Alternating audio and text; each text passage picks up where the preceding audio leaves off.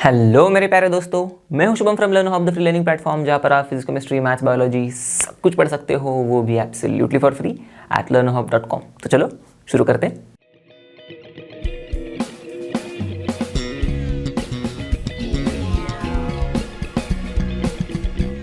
तो दोस्तों, आज हम लोग इस वीडियो में करने वाले आपके ICSE के क्लास का chapter number 9, the last chapter, carbon and it's compounds के बचे हुए कॉन्सेप्ट्स को कंटिन्यू इस वीडियो से। तो इससे पहले वाले वीडियो में भी हम लोग ने कुछ कॉन्सेप्ट्स पढ़े हैं। तो आई होप आपने वो वीडियो भी देखा होगा। अगर मिस किया होगा तो जाके देख लो पहले, फिर बाद में इस वीडियो पर आ जाना। क्योंकि हम लोग ने एलोट्रॉप्स वाला पार्ट पूरा का पूरा उसमें कवर कर लिया।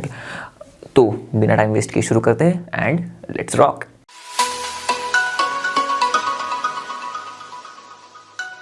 दोस्तों, शुरुआत कर रहे हैं हम लोग अब कार्बन डाइऑक्साइड को पढ़ने की।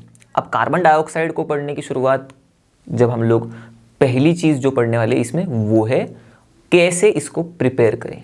ठीक है, तो सबसे पहले अब हम लोग तो भाई लैब वाली चीज़ों से डील करते, तो मोस्टली हम लोग सबसे पहले अब देखेंगे लैब में कैसे प्रिपेयर करें कार्बन डाइऑक्साइड को। तो उसके लिए हम लोग पहले सेटअप कर लेते हैं अपैरेटस का। ठीक है, आहिस्ते आहिस्ते चीज़ें समझेंगे। तो ये एक अलग टाइप का अपैरेटस हम लोग थोड़ा देखेंगे इस दफ़ा। ये है WOLFES। ऐसा वाला बॉटल, अब इसको कुछ भी बोलो आप, वुल्फीज बॉटल बोलो, वुल्फ्स बॉटल बोलो, जो बोलना है बोलो। मैं मजाक में बोल रहा हूँ। तो ये ऐसा एक बॉटल लेंगे हम लोग जिसके 2 ओपनिंग्स होते हैं। दोनों भी ओपनिंग्स ऐसे स्टॉपर्ड रबर से बंद किए, मतलब रबर वाले स्टॉपर से बंद है, रबर कॉर्क से बंद है। अब एक रबर कॉर्क में जो होल है उसमें हम लोग ऐसे थिस्टल फनल डाल रहे हैं। दिख रहा है आपको ये थिस्टल फनल ऐसे। और दूसरा जो है ओपनिंग, उसमें से हम लोग एक डिलीवरी ट्यूब, उसकी एक एंड अंदर इंसर्ट कर रहे हैं और उसी डिलीवरी ट्यूब की दूसरी एंड हम लोग ऐसे ये गैस जार लिया है हम लोग ने, ये वाला। इसमें रख रहे। ठीक है, ये अपना हो गया अपैरेटस का सेटअप। फिर अब आते हैं प्रोसीजर पे। तो हम लोग को कार्बन डाइऑक्साइड बनाना है। बनाते किस चीज़ से है हम लोग? यहाँ पर हम लोग लैब में इस्तेमाल करेंगे भाई साहब डाइल्यूट हाइड्रोक्लोरिक एसिड, और दूसरी चीज़ जो हम लोग यूज़ करेंगे वो है मार्बल चिप्स, मतलब क्या? Calcium carbonate. ठीक है, तो मैंने क्या किया, ये सब अरेंजमेंट करने से पहले, यहाँ पर ये स्टॉपर्ड रबर कॉर्क लगाने से पहले, मतलब रबर कॉर्क्स लगाने से पहले मैंने यहाँ पर मार्बल के चिप्स लिए। समझ में आ रही है आपको बात? यहाँ पर देखो। और फिर ये सब कुछ किया। ठीक है, अब उसके बाद मैं थिस्टल फनल में डाइल्यूट हाइड्रोक्लोरिक एसिड डालना शुरू करूँगा।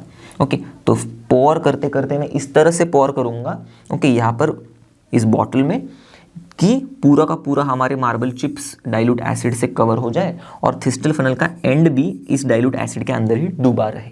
चलो, अब हो गई प्रोसीजर। अब क्या होगा, क्या होना क्या है भाई? ये डाइल्यूट HCl रिएक्ट करेगा मार्बल के चिप्स के साथ, मतलब कैल्शियम कार्बोनेट के साथ। अब कैसे रिएक्ट करेगा यही हमको देखना है, और कैसे रिएक्ट करके कार्बन डाइऑक्साइड देगा ये बस हमको समझना है। तो ये समझते हैं हम लोग रिएक्शन से। तो देखो, यहाँ पर हमारे कैल्शियम कार्बोनेट के जो चिप्स हम लोग ने लिए हैं, मार्बल चिप्स जो लिए, कैल्शियम कार्बोनेट जो लिया हम लोग ने, वो रिएक्ट कर रहा है HCl के साथ, जो कि है डाइल्यूट HCl। ठीक है, और इससे बनता है पहली चीज कैल्शियम क्लोराइड। कैल्शियम क्लोराइड, देखो कैल्शियम और क्लोरीन दोनों की मिलन होगा, कैल्शियम क्लोराइड बनेगा। ठीक है, कैल्शियम क्लोराइड। दूसरी चीज क्या बनेगी? देखो कैल्शियम क्लोराइड बनने के बाद ये H बच रहा है, ये CO3 बच रहा है, तो इनसे बनता है वाटर और कार्बन डाइऑक्साइड। ठीक है, हाँ, जो भी चीजें थोड़ी सी ऊपर नीचे आ गई है मैं हटा देता हूँ। तो आपको क्लियर हो गया होगा। तो यहाँ पर है कैल्शियम क्लोराइड। ठीक है, और फिर बचा क्या? हाइड्रोजन और CO3, तो वाटर और carbon dioxide. Calcium chloride, water, carbon dioxide. बात समझ में आ गई? अब ये जो बन रहा हुआ कैल्शियम क्लोराइड है, ये पानी में तो घुलता है, तो कोई दिक्कत नहीं। तो यहाँ पर जो भी बन रहा है प्रोडक्ट, उसमें पानी में ही कैल्शियम क्लोराइड घुला हुआ होगा। ठीक है, तो बचेगा कार्बन डाइऑक्साइड, वो तो भाई बाहर निकलेगा। तो ऐसे बाहर एफरवेसेंस आएंगे, मस्त एकदम ब्रिस्क एफरवेसेंस अच्छे खासे, और फिर कार्बन डाइऑक्साइड गैस बाहर निकलेगी। सिंपल लॉजिक है।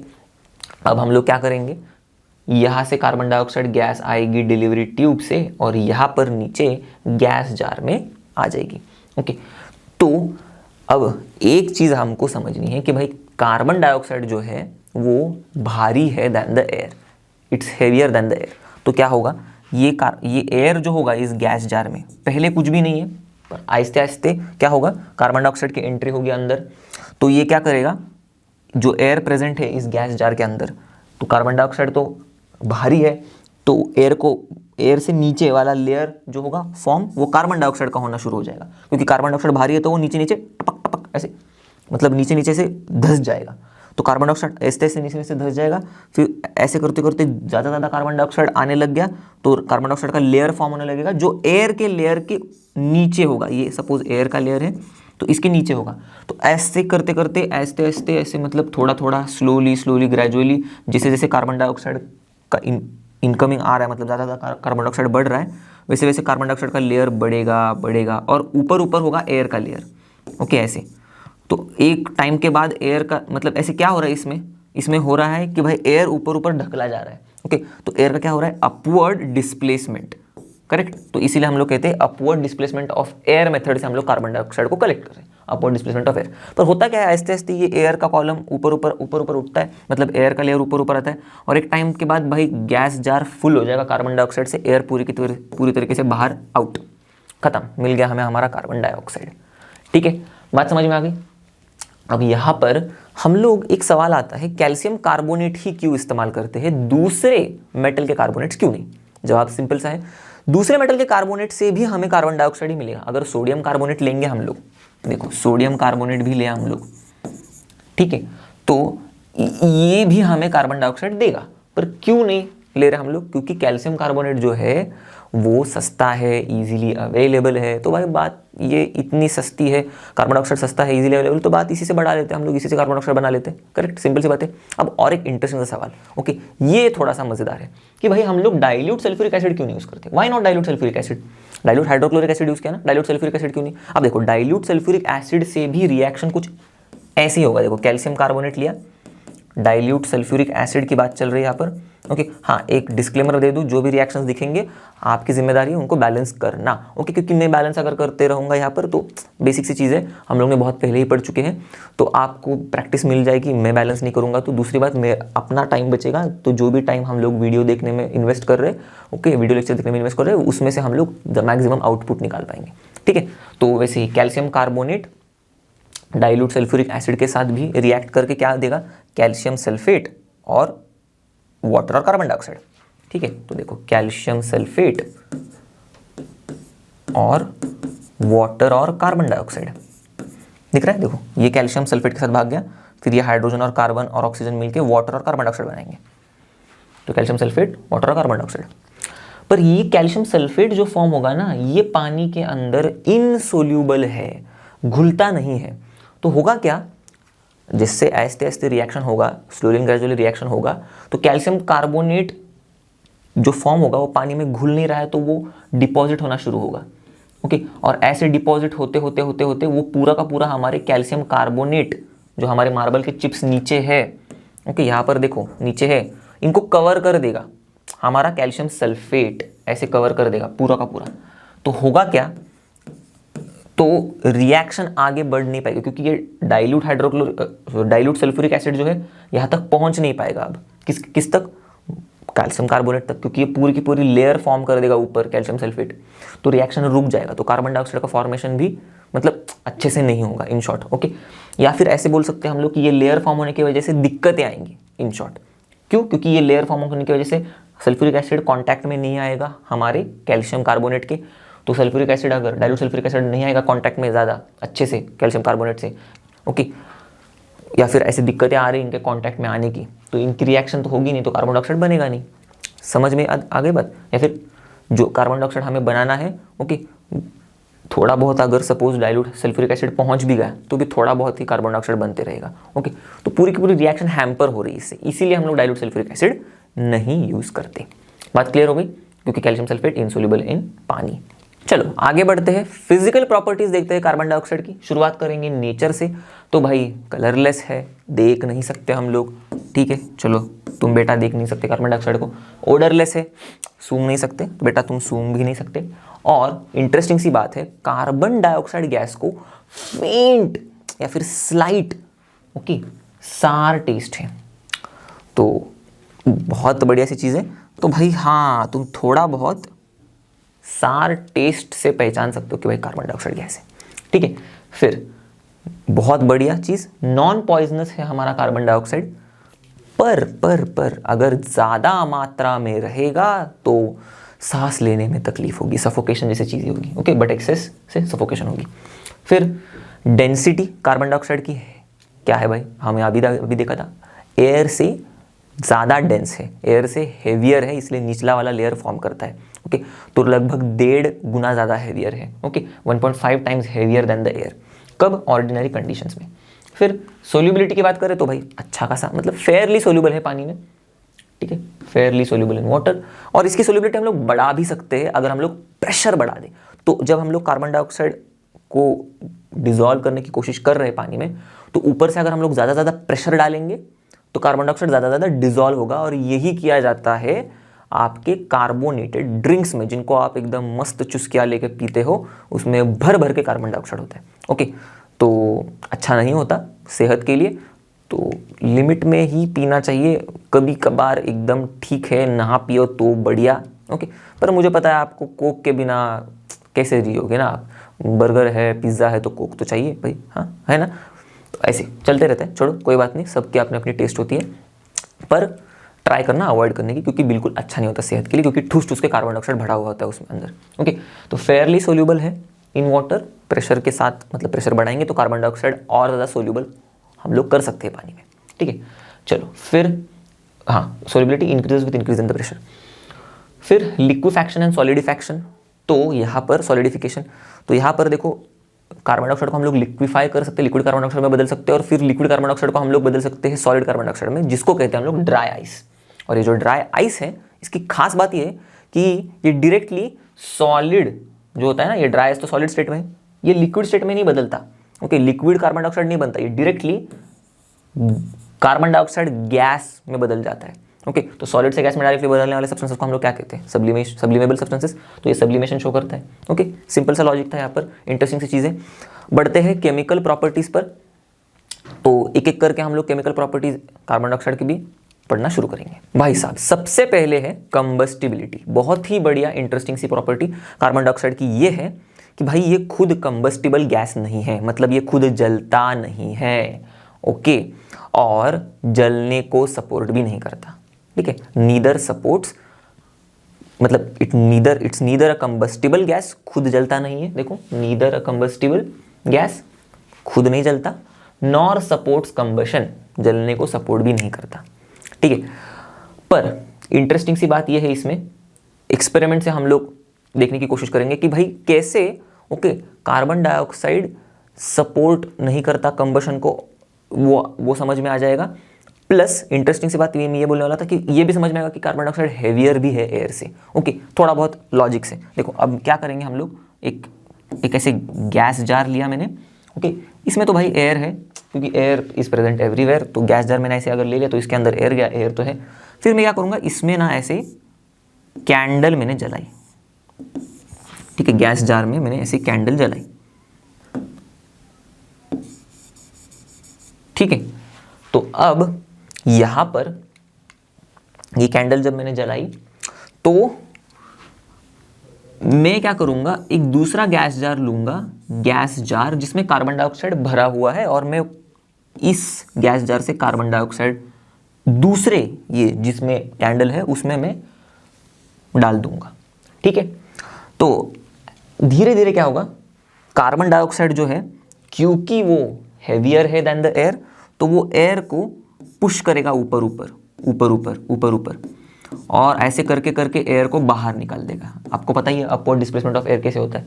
तो पूरा एयर बाहर निकलने के बाद अंदर रहेगा सिर्फ कार्बन डाइऑक्साइड और कार्बन डाइऑक्साइड ही। तो एयर अगर बाहर गया मतलब ऑक्सीजन बाहर गया, अब अंदर सिर्फ कार्बन डाइऑक्साइड है, तो होगा क्या, एयर बाहर जाने की वजह से ऑक्सीजन बाहर गया, ऑक्सीजन नहीं तो कंबशन नहीं, सिंपल सी बात है, ऑक्सीजन सपोर्ट्स बर्निंग, तो कैंडल तो जलना बंद हो जाएगी, कैंडल बुझ जाएगी। और इसका मतलब ये होता है कि भाई साहब हमारा कार्बन डाइऑक्साइड अगर सपोर्ट करता कंबशन को तो कैंडल जलती रहती, पर कार्बन डाइऑक्साइड भी सपोर्ट नहीं कर रहा है ना, इसीलिए तो कैंडल भी बुझ गई। करेक्ट। जैसे धीरे धीरे एयर पूरा बाहर निकल गया तो कार्बन डाइऑक्साइड जब भर गया पूरा अंदर तो कैंडल बर्न होना बंद हो गई। तो इसका मतलब कार्बन डाइऑक्साइड कैंडल को बर्न करने के लिए सपोर्ट नहीं करता, तो carbon dioxide doesn't supports combustion.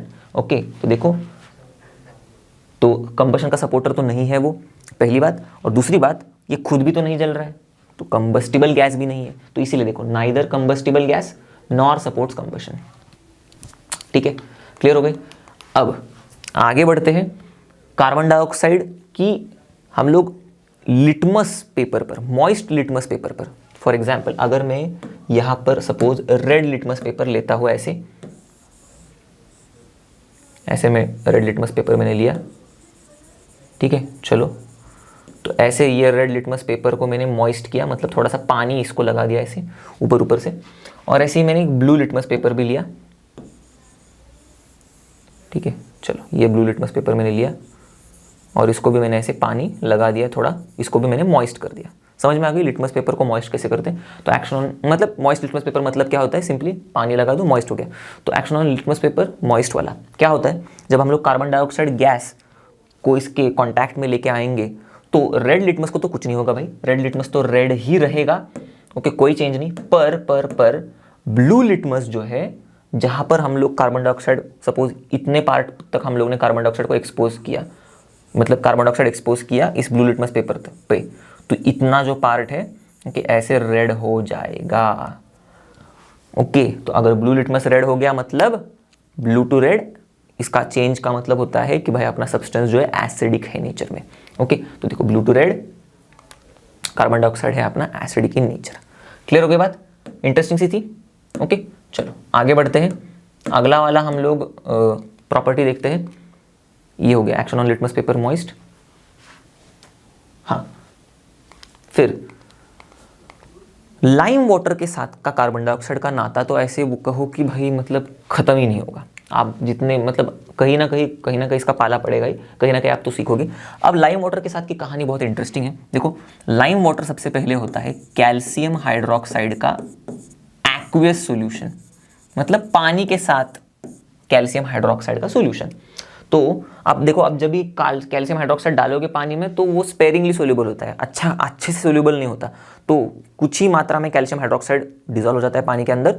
Okay, और बाकी का जो है तो थोड़े मात्रा में डिजोल्व हो गया कैल्शियम हाइड्रोक्साइड पानी के अंदर। ओके, ऐसे मैंने पानी लिया तो इसके अंदर थोड़ी मात्रा में कैल्शियम हाइड्रोक्साइड हो गया डिजोल्व। ओके, और बाकी का थोड़ा मात्रा जो होंगी कैल्शियम हाइड्रोक्साइड की वो डिजोल्व नहीं होगा।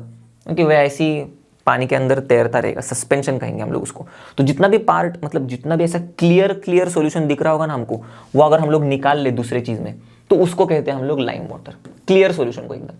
जो थोड़ा सा सस्पेंशन वाला सॉल्यूशन है जिसमें से कैल्शियम हाइड्रोक्साइड सस्पेंड हो रहा है, ओके, तो वो वाला नहीं लेना है। ओके, क्लियर सॉल्यूशन लेना है, इसको कहते हैं हम लोग लाइम वाटर। अब ऐसे लाइम वाटर से जब हम लोग कार्बन डाइऑक्साइड को पास करवाते हैं तो ये बन जाता है milky milky milky milky.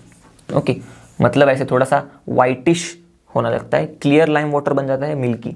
Okay, अब ये मिल्की क्यों बनता है? सिंपल सी बात है, देखो ये कैल्शियम हाइड्रोक्साइड जो है, ये जब ये देखो ये लाइम वाटर में कैल्शियम हाइड्रोक्साइड है, इसमें हम लोग जबरदस्ती कार्बन डाइऑक्साइड की एंट्री करवा दिए, तो होगा क्या, ये बोलेगा कि भाई साहब अब मेरे को रिएक्ट करना पड़ेगा कार्बन डाइऑक्साइड के साथ। तो कैल्शियम हाइड्रोक्साइड रिएक्ट कर रहा है कार्बन डाइऑक्साइड के साथ, रिएक्ट करके कैल्शियम कार्बोनेट और पानी बन जाता है। ओके, और ये कैल्शियम कार्बोनेट बहुत ही मतलब शैतान होता है, ऐसे समझ लो, मजाक कर रहा हूँ मैं, इनसोल्यूबल होता है पानी के अंदर। तो ये शरारत कर रहा है, ऐसे समझ लो। तो ये शरारती है, सोल्यूबल नहीं है पानी के अंदर, बोल रहा है मैं नहीं घुलूंगा पानी तेरे साथ, तो ये ऐसे ही बिना घुलते पड़ा रहेगा इसके अंदर। ठीक है, तो देखो कैल्शियम कार्बोनेट बनेगा, ओके, और वाटर। तो ये कैल्शियम कार्बोनेट जो है पड़ा रहेगा पानी के अंदर, तो ये थोड़ा सा घूमते रहेगा, इसीलिए ऐसे हमको मिल्की, ये व्हाइट कलर का होता है इसलिए हमको थोड़ा मिल्की अपीयरेंस दिख जाता है कि तो व्हाइट कलर का कैल्शियम कार्बोनेट घूमते रहेगा। ओके, तो इसीलिए मिल्की अपीयरेंस दिखना शुरू हो जाता है हमको इस लाइम वाटर में। पर अगर आप एक्सेस में डालते रहो, अब ये मिल्की वाले सॉल्यूशन में भी आप कार्बन डाइऑक्साइड डाल रहे और ओके, पास करवा रहे इससे, तो फिर से ये क्लियर सॉल्यूशन बनेगा। अब आप ये मत समझना कि ये क्लियर सॉल्यूशन कैल्शियम हाइड्रोक्साइड का सॉल्यूशन है, नहीं भाई, क्योंकि ये क्लियर सॉल्यूशन इसके जैसे नहीं है, मतलब ये और ये clear solution same to same नहीं है। ओके, ये तो सिर्फ और सिर्फ कैल्शियम हाइड्रोक्साइड का सॉल्यूशन था, इसमें सिर्फ और सिर्फ कैल्शियम हाइड्रोक्साइड था, ओके, जिसमें हम लोग ने कार्बन डाइऑक्साइड डाला। अब जो मिल्की सॉल्यूशन में हम लोग ने और कार्बन डाइऑक्साइड डालते गए, तो फिर से हमको जो क्लियर सॉल्यूशन मिला है ना, ये कुछ अलग सॉल्यूशन है। ये सॉल्यूशन है जिसमें कैल्शियम हाइड्रोजन कार्बोनेट है, ओके, पानी के साथ। तो ये कैल्शियम हाइड्रोजन कार्बोनेट और पानी का सॉल्यूशन है। तो कैसे बना ये, देखो, ये जो कैल्शियम कार्बोनेट और पानी जो था ना, ओके, इसमें ओके, इसने ये कैल्शियम कार्बोनेट और पानी, ओके, में हम लोग ने और ठूस के कार्बन डाइऑक्साइड डाल दिया। इसमें कैल्शियम कार्बोनेट और पानी था, करेक्ट, इसमें ठूस के और कार्बन डाइऑक्साइड डाल दिया, करेक्ट। तो ठूस के कार्बन डाइऑक्साइड डालने के बाद बना calcium by carbonate, CaHCO3 the whole twice. और ये कैल्शियम बाय कार्बोनेट जो है, ये है सोल्यूबल पानी में। तो पानी में सोल्यूबल होगा तो मतलब पानी में घुल जाएगा, ओके। यहाँ पर तो ऑलरेडी पानी तो है ही, करेक्ट, तो पानी में घुल जाएगा ये, ठीक है। और फिर ये बनेगा कैल्शियम बाय कार्बोनेट का सॉल्यूशन। तो ये कहानी होती है हमारे कार्बन डाइऑक्साइड की, ओके, लगाव, जो हम लोग कह सकते हैं लाइम वाटर के साथ, या फिर मैं मजाक कर रहा हूँ, बस कार्बन डाइऑक्साइड का लाइम वाटर के साथ का इंटरेक्शन, ओके, शुरुआत से लेके अंत तक। फिर एक और इंटरेस्टिंग सी केमिकल प्रॉपर्टी है कार्बन डाइऑक्साइड की, जो है रिएक्शन विथ मेटालिक ऑक्साइड्स। तो ये रिएक्ट करता है विथ मेटालिक ऑक्साइड्स जो होते हैं बेसिक नेचर में। अब हमें पता है कि भाई बेसिक नेचर है भाई, ओके, मेटालिक ऑक्साइड का, और ये रिएक्ट करके हमें देता है, मतलब कार्बन डाइऑक्साइड इनके साथ रिएक्ट करके, मेटालिक ऑक्साइड्स के साथ रिएक्ट करके हमें देता है मेटल कार्बोनेट्स। तो मैं ऐसे लिख रहा हूँ M.CO3, या फिर पूरा भी लिख सकते हैं हम लोग, देखो, मेटल कार्बोनेट्स, ओके। तो मैं पूरा लिख रहा हूँ। हाँ, अगर मैंने गलती से बोला होगा हमें पता है तो सॉरी, हाँ, मतलब मेरा कहना है ये है कि भाई कार्बन डाइऑक्साइड रिएक्ट करता है विथ मेटालिक ऑक्साइड जो होते हैं बेसिक नेचर में। देखो, कार्बन डाइऑक्साइड रिएक्ट करता है विथ मेटालिक ऑक्साइड जो होते हैं बेसिक नेचर में टू गिव मेटल कार्बोनेट्स, ठीक है। तो ये जो मेटल कार्बोनेट्स बन रहे हैं, कुछ एग्जाम्पल देख के समझने की कोशिश करते हैं। तो सोडियम ऑक्साइड मैंने एग्जाम्पल से लिया है, एग्जाम्पल के तौर पे, और मैग्नीशियम ऑक्साइड लिया मैंने। तो इनमें अगर जब कार्बन डाइऑक्साइड के साथ इनका रिएक्शन होता है तो क्या होगा भाई, सोडियम कार्बोनेट फॉर्म होगा Na2CO3, और यहाँ पर मैग्नीशियम कार्बोनेट फॉर्म होगा, मैग्नीशियम कार्बोनेट MgCO3। देखो, सोडियम फिर कार्बोनेट, ओके, और मैग्नीशियम कार्बोनेट, ठीक है। बस ये पूरी कहानी है हमारे कार्बन डाइऑक्साइड के केमिकल प्रॉपर्टीज की। चलो, लास्ट पार्ट कार्बन डाइऑक्साइड का जो है भाई, कार्बन डाइऑक्साइड के यूजेस। काफी सारे यूजेस है, बहुत इंटरेस्टिंग से। एरेटेड ड्रिंक्स बनाने के लिए होता है इसका इस्तेमाल, रेफ्रिजरेशन और प्रिजर्वेशन करने के लिए होता है ऑफ फूड स्टफ्स, हॉस्पिटल्स में किया जाता है, फर्टिलाइजर्स को मैन्युफैक्चर करने के लिए किया जाता है, बेकिंग इंडस्ट्री में कार्बन डाइऑक्साइड इस्तेमाल होता है, फोटोसिंथेसिस में होता है। सबको पता है भाई, कार्बन डाइऑक्साइड से ही हमारा प्लांट खाना बना पाता है, कार्बन डाइऑक्साइड और वाटर से, ओके। और फायर एक्सटिंग्विशर्स में भी कार्बन डाइऑक्साइड का इस्तेमाल होता है। अब आते हैं दूसरे गैस पर जो हमें समझना है, वो की है कार्बन मोनोऑक्साइड। अब ये बनता कैसे है, ये पहले समझने की कोशिश करते हैं। काफी सिंपल सा है। जब कभी आप इनकम्प्लीट बर्निंग करवाओगे कार्बन या फिर कार्बन कंपाउंड्स से जो फ्यूल्स बने हैं, या फिर ऐसे फ्यूल्स जो कार्बन के कंपाउंड्स हैं, ओके, आपको समझ में आ रही बात। जब कभी आप इनकम्प्लीट बर्निंग करवाओगे कार्बन की या फिर उन फ्यूल्स की जो कार्बन से बने हुए हैं, तो आपको मिलेगा कार्बन डाइऑक्साइड जबरदस्ती। कैसे, देखो, अब मैं क्या कह रहा हूं, इनकम्प्लीट कंबशन ऑफ कार्बन, ठीक है, या फिर वो फ्यूल्स जो कार्बन से बने हुए हैं। तो इनकम्प्लीट कंबशन मतलब मैंने इतना कार्बन लिया है, सपोज इतना अमाउंट में, और मैं उसको दे रहा हूं इतना ही अमाउंट ऑफ ऑक्सीजन, ठीक है। तो ये ऑक्सीजन सपोज यूज हो रहा है बस इतने ही कार्बन के साथ रिएक्ट करने के लिए, तो ये तो मतलब ऐसे समझ लो कि कितने कार्बन के साथ रिएक्ट होने के लिए यूज हो रहा है वो जाने दो, वो दिक्कत है, वो उसमें नहीं जाएंगे, अननेसेसरी में कॉम्प्लिकेशन नहीं करेंगे। इन शॉर्ट ऐसे समझना कि लार्ज अमाउंट में हम लोग कार्बन या फिर वो फ्यूल्स ले रहे हैं जो कार्बन से बने हुए हैं, ओके, और कम अमाउंट में ही हम ऑक्सीजन उसको दे रहे हैं, ठीक है, जलने के लिए। तो इनकम्प्लीट बर्निंग होगी और बनेगा कार्बन मोनोऑक्साइड CO, ठीक है। तो रिएक्शन भी मैंने लिख दी, carbon plus oxygen gives carbon monoxide. इसको ढंग से आप बैलेंस करोगे तो हो जाएगा बात, ओके। तो due to the incomplete combustion of fuels या फिर कार्बन, अब ये जो फ्यूल्स है वो कार्बन से बने होंगे, वो वाले फ्यूल्स की बात कर रहे हैं हम लोग, ठीक है, ओके। अब आते हैं कार्बन मोनोऑक्साइड की प्रॉपर्टीज पर। तो शुरुआत करेंगे नेचर से। तो भाई है कलरलेस कार्बन मोनोऑक्साइड, ओडरलेस है और टेस्टलेस भी है, ओके। तो अब ये तो बहुत बड़ी बात नहीं है, कई सारे गैसेस ऐसे ही कलरलेस, ओडरलेस और टेस्टलेस होते हैं, पर ये दिक्कत इसमें ये है कि ये पॉइजनस भी है, और ऐसे वैसे पॉइजनस नहीं, हाईली पॉइजनस है। बहुत दिक्कतें आती है अगर हम लोग इसको कंटिन्यूसली इनहेल करते रहेंगे तो, ओके। तो देखो कलरलेस है, ओडरलेस है, टेस्टलेस है, ठीक है, कोई बात नहीं, ओके, पर हाईली पॉइजनस होने की वजह से बहुत दिक्कतें हैं। और क्योंकि अब देखो ये कलरलेस, ओडरलेस, टेस्टलेस है तो डिटेक्ट नहीं कर पाएंगे, पर ये डिटेक्ट ना करते हुए अगर इनहेल किया गया, अपने बॉडी के अंदर गया, तो बहुत ही डेंजरस है।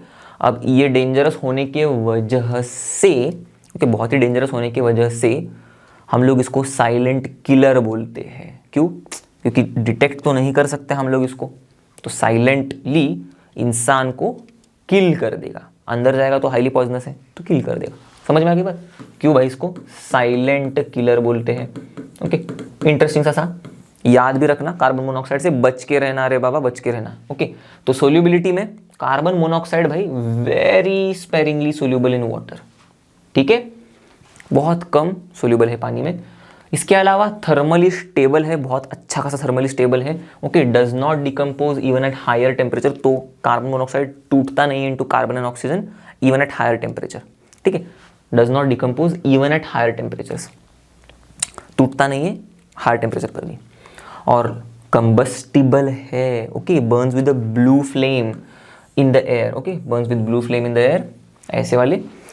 और बर्न तो होता है, फॉर्म भी करता है कार्बन डाइऑक्साइड बर्न होके, ठीक है।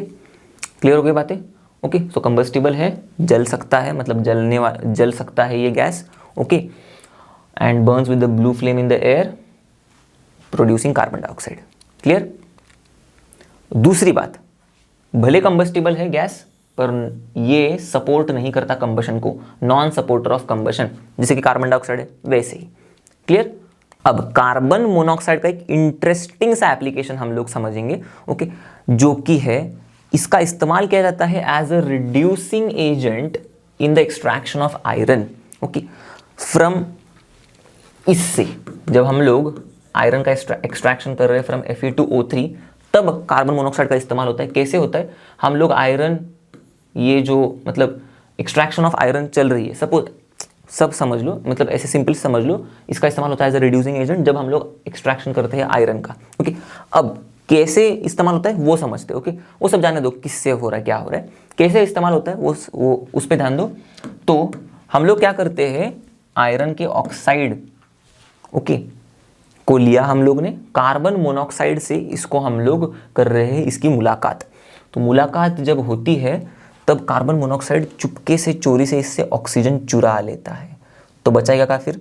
आयरन ऑक्साइड में सिर्फ आयरन ही बचेगा, तो बनता है आयरन, ओके। और ये आयरन, इसके अलावा देखो कार्बन मोनोऑक्साइड ने चुपके से, चोरी से ऑक्सीजन को चुरा लिया, तो कार्बन डाइऑक्साइड बन जाएगा। देखो कार्बन मोनोऑक्साइड ऑक्सीजन को चुरा के कार्बन डाइऑक्साइड बनाएगा और आयरन, तो कार्बन डाइऑक्साइड बनाएगा और आयरन, ओके। तो इस चक्कर में आप देखो reduction, oxidation, reducing agent, oxidising agent, सब कुछ पढ़ लिया हम, उसमें बार बार घुसेंगे नहीं।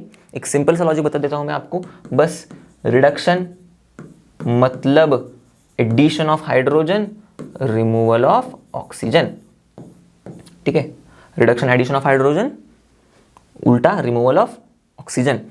तो यहां पर कार्बन मोनोऑक्साइड रिड्यूसिंग एजेंट की तरह कैसे बिहेव कर रहा है? रिड्यूसिंग एजेंट दूसरों को करते हैं रिड्यूस, ओके, रिड्यूसिंग एजेंट्स दूसरों को करते हैं रिड्यूस।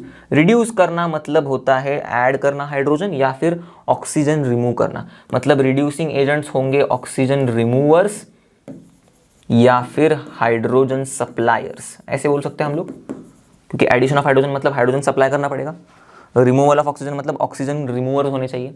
ठीक है, तो यहाँ पर देखो कार्बन मोनोऑक्साइड ऑक्सीजन को खींच के लेके जा रहा है, रिमूव कर रहा है, इसीलिए वो देखो ऑक्सीजन रिमूवर के जैसा बिहेव कर रहा है, मतलब रिड्यूसिंग एजेंट की तरह बिहेव कर रहा है। बात समझ में आ गई? ओके, रिड्यूसिंग एजेंट थोड़ा सा समझना, थोड़ा सा कॉम्प्लिकेटेड है यहाँ पर। देखो रिड्यूसिंग एजेंट रिड्यूस करने का काम करता है, रिड्यूस करना मतलब रिडक्शन, मतलब एडिशन ऑफ हाइड्रोजन या फिर रिमूवल ऑफ ऑक्सीजन। ठीक है, तो रिमूवल ऑफ ऑक्सीजन मतलब हमारा रिड्यूसिंग एजेंट होना चाहिए ऑक्सीजन रिमूवर, या फिर एडिशन ऑफ हाइड्रोजन करना है उसको तो हाइड्रोजन सप्लायर होना चाहिए। तो यहाँ पर हमारा कार्बन मोनोऑक्साइड ऑक्सीजन रिमूवर जैसे बिहेव कर रहा है। ओके, तो इसीलिए वो रिड्यूसिंग एजेंट की तरह बिहेव कर रहा है। क्लियर हो गई बात? ओके, तो ये रहा हमारा रिड्यूसिंग एजेंट। अब ये रिड्यूसिंग एजेंट खुद भी क्या होता है? ऑक्सीडाइज होता है। तो देखना ध्यान से, ये कार्बन मोनोऑक्साइड ऑक्सीजन को उठा के लेके चला गया और बन गया कार्बन डाइऑक्साइड, दिखा? तो इसमें कार्बन का एडिशन हो गया, करेक्ट, सॉरी ऑक्सीजन का एडिशन हो गया, आई एम सॉरी। ओके, तो कार्बन मोनोऑक्साइड ऑक्सीजन को उठा के लेके गया, करेक्ट। देखो कार्बन मोनोऑक्साइड ऑक्सीजन को उठा के लेके गया, फिर क्या हुआ? उठा के लेके जाने के बाद कार्बन डाइऑक्साइड बन गया। तो कार्बन मोनोऑक्साइड में ऑक्सीजन का एडिशन हो गया, एडिशन ऑफ ऑक्सीजन मतलब होता है ऑक्सीडेशन। तो ये खुद इंटर्न ऑक्सीडाइज हो जाता है। तो दूसरे मतलब ऐसे देखो ना, दूसरे का बुरा करने वाले का मतलब ऐसा ऐसे समझ लो कि दूसरे के लिए कुछ कर रहा है, या फिर ऐसे भी कह सकते हैं हम लोग कि जब हम लोग एक उंगली दूसरे की तरफ दिखाते हैं तो चार उंगलियां हमारे तरफ भी होती है।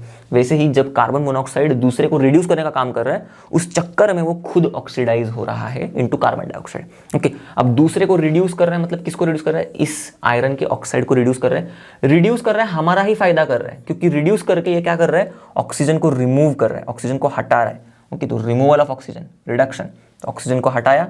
ओके, देखो यहाँ से ऑक्सीजन को हटाया तो रिडक्शन हुआ इनटू मेटल। तो हमें लास्टली क्या मिला? हमें लेना देना हमारे मेटल से है, और हमारा मेटल जो है वो मेटल ऑक्साइड में ऑक्सीजन के साथ बंधा हुआ था, पर अब तो ऑक्सीजन से फ्री है।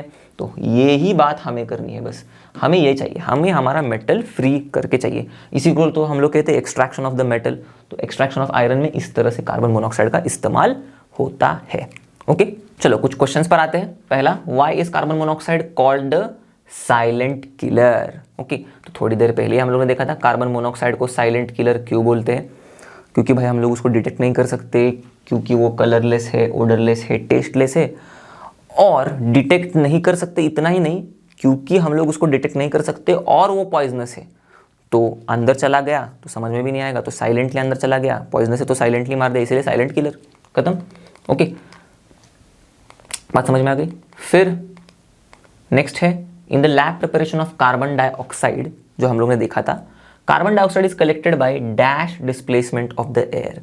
Carbon dioxide is collected by upward displacement of air, heavier है ना इसीलिए, करेक्ट।